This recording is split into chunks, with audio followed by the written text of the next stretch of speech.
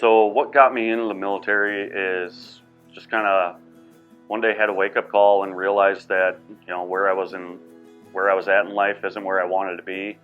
I didn't have any knowledge really about the military and what they did. I just knew that I wanted to get away from where I was at, and I wanted to start a new life and do something that my family could be proud of.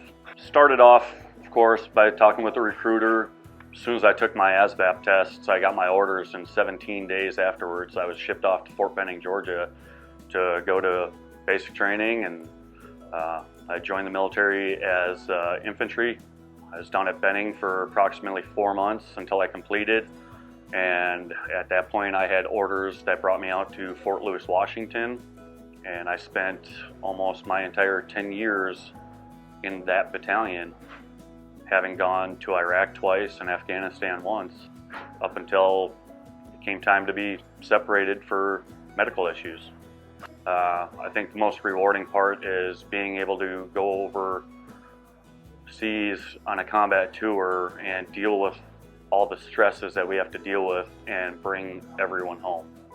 I've been lucky enough to not have any casualties and been able to bring all my soldiers home. The hardest part, just coming up on that deployment and packing that bag, throwing it over your shoulder and walking out the door and not knowing if you're going to come home again.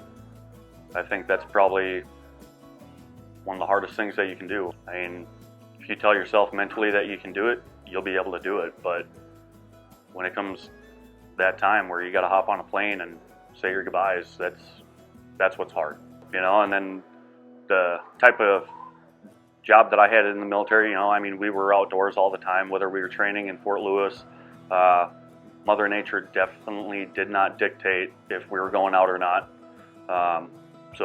We train in any and all types of conditions, and I'll just say when it comes up to being at beautiful, sunny, warm, calm Lake of the Woods, you definitely know to prepare for it and dress according and just go out there and do it.